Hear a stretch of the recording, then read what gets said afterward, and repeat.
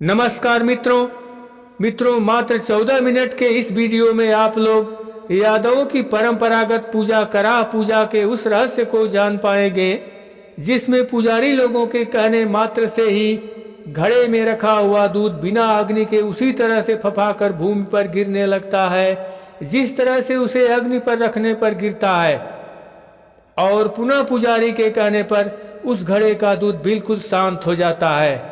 तो मित्रों, इस रहस्य को जानने का मुझे बहुत दिनों से इंतजार था, लेकिन जब हम इस रहस्य को पुजारी लोगों से जानने का प्रयास किया तो वे लोग इस विषय पर अपना साक्षात्कार देने से इनकार कर जाते थे। लेकिन आज हम एक ऐसे कराह यज्ञ में शामिल हुए हैं जिसमें पुजारी महोदय से इस यज्ञ की संपूर्ण जानकारियों के संबंध में उनसे साक्षात्कार लेने की अनुमति मिल गई है। तो इसके लिए आप लोग इस यज्ञ को देखिए, और हम इस यज्ञ की मुख्य रूप से उस घटना को ही फोकस करूंगा जिसमें पुजारी के आदेश पर घड़े का दूध उबलकर भूमि पर गिरता है। इसके बाद तो हम इस वीडियो के सभी विधि विधान के अलावा पुजारी जी से यह जानने का प्रयास करेंगे कि इस यज्ञ की महत्ता और इस यज्ञ का संबंध यादवों से कब और कैसे हुआ। इन सभी मुद्दों पर वीडियो के आखिरी पड़ाव पर उनसे साक्षात्कार से आप लोगों को अवगत कराऊंगा। तो चलिए प्रारंभ करते हैं। तो मित्रों, यही है वो पुजारी जी जो शांत स्वभाव और निर्मल विचारों के धनी हैं और सफेद वस्त्रों को धारण किए हुए अपने हिसाब से यज्ञ प्रारंभ करने का दिशा निर्देशन कर रहे हैं। ये काफी पढ़े लिखे यंग नौजवान हैं जिनमें यदुवंश की झलक साफ साफ दिखाई दे रही है। इसके बाद पृथ्वी माता को प्रणाम कर यज्ञ प्रारंभ करने की अनुमति ली जाती है और शंखनाद के उद्घोष से यह यज्ञ प्रारंभ हो जाता है।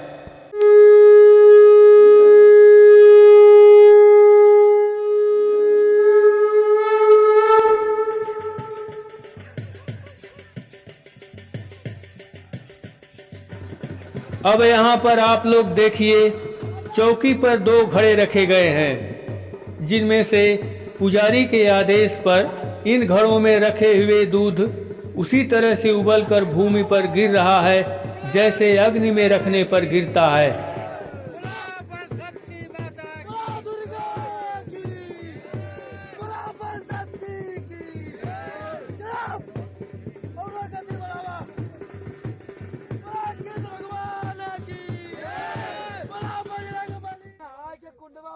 एकदम रुक जाया, गति धीम कर लिया बजो। और अब यहाँ पर पुजारी के कहने पर दूध का उबलना बंद हो गया, जैसा कि खुद आप लोग देख पा रहे हैं। और आगे हम इसी के क्रम में 3 और घटनाओं को दिखाएंगे जो अलग अलग स्थिति में पुजारी जी के आदेश पर दूध उबलकर भूमि पर गिरता है। अब यहाँ पर देखिए, परात में पानी रखा गया है जिसमें अभी अभी घड़े का दूध रखा जाएगा, जिसे आप लोग स्वयं देखिए कि आगे क्या होता है।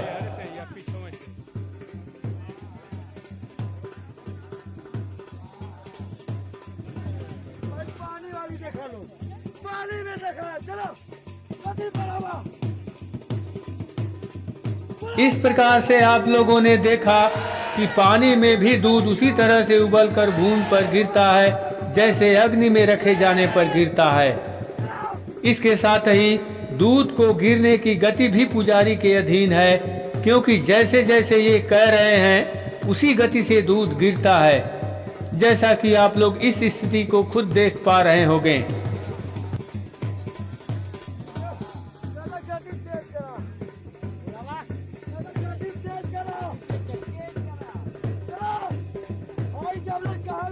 अब इसके अगले क्रम में यहाँ पर आप लोग देख पा रहे होंगे कि जैसे ही पुजारी जी दूध को बाहर निकलने का आदेश करते हैं, तुरंत दूध बाहर निकलकर गिरने लगा।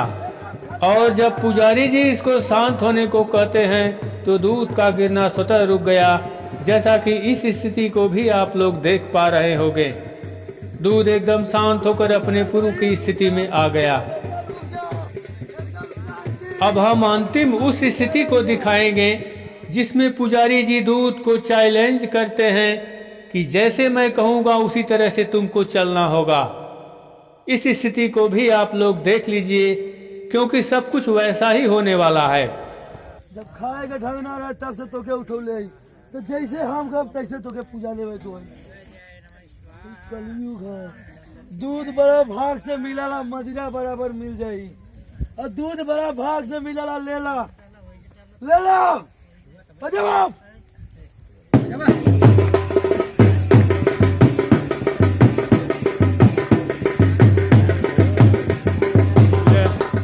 किंतु मित्रों, बात यहीं पर खत्म नहीं होती, क्योंकि मुद्दा यह है कि आखिरकार यादवों के इस परंपरागत पूजा में जिसमें दूध की अत्यधिक भूमिका रहती है और उसके इस प्रकार की गतिविधि का क्या राज है, इसको जानना ही हमारा मुख्य मुद्दा है। तो चलिए क्यों न हम इन सभी रहस्यों के बारे में खुद पुजारी जी से ही जान लेते हैं कि इसकी वास्तविकता कितनी है। प्रणाम महाराज जी। जी, आप इस कराह यज्ञ को संपन्न कराए हैं और हम आपके पूरे कराह यज्ञ को बारीकी से देखे हैं और उसमें हम कुछ बहुत आश्चर्यजनक चीजें देखे हैं। उसके लिए हम आपसे कुछ पूछेंगे। इसके पहले हम आपका परिचय जानना चाहते हैं। कुछ लोग विराट भगत के नाम से जानते हैं, कुछ लोग विराट भगत पुजारी विराट पंथी के नाम से जानते हैं हमको, और अलग अलग जगहों पर अलग अलग पंथी कोई कहता है, कोई पुजारी कहता है, लेकिन नाम विराट ही है। विराट। तो क्यों पंथी कहा जाता है आपको, आप लोगों को? ये भक्त लोगों को पंथी, कुछ जगह कुछ लोग पुजारी भगत या पटवारी कहा जाता है। ये एक ही शब्द की पर्यायवाची शब्द है, अलग अलग स्थानों पर अलग अलग भाषाओं में संबोधित किया जाता है। जी जी जी। तो इस कराह यज्ञ की का प्रारंभ संभवतः कहाँ से हुआ, और परंपरागत रूप से शायद इसको यादव लोग ही मनाते हैं, तो इसका प्रारंभ शुरुआत कहाँ से हुई? श्री कृष्ण ने उठाई। ये पूजा यदुवंशियों की पूजा मानी जाती है जी। और जहाँ तक इसमें हमारी परंपराएं जुड़ी हुई है, काफी हद तक मिलती हैं। इससे प्रकृति, मनुष्य, जीव जंतु सभी खुशहाल पाए जाते हैं। जी जी। तो इस पूजा को लगभग कोई जरूरी नहीं कि यादव लोग ही करें, सब कोई भी कर सकता है। हाँ, ये पूजा कोई भी करा सकता है, और लेकिन पुजारी जो होते हैं, जो भक्त होते हैं, जिन पे दैविक कृपाएं होती है, वही करा सकते हैं। उनके द्वारा ही संपन्न किया जाता है। जैसे कहा जा सकता है कि ज्ञानी पुरुष होते हैं ना, तो जैसे अगर हम ज्ञान हो गया या दैविक शक्तियां हो गई इस पे, तो वो पूजन करा सकता है। जी जी। तो इस पूजा में हमने देखा कि क्या ताइयां थी? ताइयां इधर चार थी। चार ताई। पहले दुर्गा के नाम से ताई थी, दुर्गा बलशक्ति के नाम से दूसरी ताई थी, तीसरी श्री कृष्ण, और चौथी ताई बजरंगबली के नाम पे थी। और इसमें सर्वप्रथम ग्राम देवता डी की पूजा की जाती है। डी पूजन के बाद अग्नि पूजा की जाती है, जिसे हम लोग आदि शक्ति अग्नि कहते हैं। हाँ, उस वहीं से पूजा का प्रारंभ हो जाता है। और पूजा आपने देखा होगा कि जो विधि विधान थे कितने सुंदर वातावरण में किए जाते हैं, और इसमें एक अलग प्रकार की भक्ति, मन में एक आस्था होती जगी रहती है। और दर्शनालुओं के बीच में जो दर्शन करने वाले होते हैं, उनके अंदर एक अलग प्रकार का उत्साह होता है, और ये उत्साह ही एक पूजा को संपन्न करता है। बहुत सुंदर वातावरण बना रहता है। जी जी। इसमें हमने देखा कि जब आप कहते थे, दूध जब खौल रहा था, जब आप आदेश करते थे, तो दूध जो है बाहर गिरने लगता था, उसको खौल करके जमीन पर गिरने लगता था। जब आप कहते थे कि और शांत हो जाओ, तो शांत हो जाता था। ये क्या चीज था? ये दैविक कृपा है, ये दैविक कृपा है। इससे देवी के मनोबल पे चलना पड़ता है, देवी की इच्छाओं पे चलना पड़ता है। वैसे तो देखा जाए तो घरों में दूध खोलते रहते हैं। आपने देखा होगा घरों में दूध खोलते रहे, अग्नि की तीव्र हुई वो गिर जाते हैं या बंद हो जाते हैं, ऐसे होते रहते हैं। लेकिन यहाँ आपने देखा होगा कि इच्छाओं पे चल रहे थे। कहने पे शांत हो जा रहे थे, कहने पे ताइयां चलने लग रही थी। आपने देखा, आपके सामने था। ये कोई बाहर से था नहीं, और इसके लिए सभी लोग देखे हैं। ये नहीं कोई किसी बंद कमरे में हो और केवल हम थे, आपने सभी देखा। तो सब कुछ आपके सामने ही था। तो जहाँ तक कहा जाए ये दैविक कृपा होती है। जी जी, ये तो इसका मतलब कि आज के युग में इस पूजा को जो है वास्तव में जो है सर्वाधिक क्या कहा जाए उसको, ढकोसलाओं से दूर रख के वास्तविक रूप से। जी बिल्कुल। देखिए, मैं ये नहीं कहता कि नहीं ये सब कुछ सही चल रहा है, लेकिन कुछ लोग इसमें नास्तिक भी होते हैं। थोड़ा सा पूजा का मतभेद करते हैं, लेकिन ये गलत है। एक आस्था ही जीवन की जीने की एक शैली होती है। जहाँ अगर आस्था खत्म हुई मनुष्य की, वहाँ जीवन शैली खत्म हो जाएगी। मानव का हनन करने लगेगा। और एक आस्था ही ऐसी चीज है जो मानव को मानव हित के लिए बारे में सोचता है, सब कुछ सुरक्षित रहता है।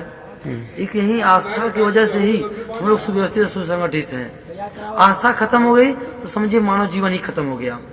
जी जी जी, आस्था और विश्वास पर ही पूरी पृथ्वी मनुष्य जीवन टिका हो। और कुछ हम सोचेंगे यादव गणों के लिए आपका कुछ संदेश, शुभ संदेश हो तो बताने का कष्ट करें। मैं जहाँ तक सोचता हूँ कोई जाति से ना उठाया जाए, मानव से उठाया जाए। मानव हित के लिए हम बोलेंगे, मानव कल्याण होना चाहिए। और यादवों के लिए बात है तो आपने सही कहा, ये श्री कृष्ण का पूजा है, ये दुकुल का पूजा है। अगर हम इसे बना के रखेंगे तो बहुत ही अति उत्तम होगा, सबके लिए अति उत्तम होगा।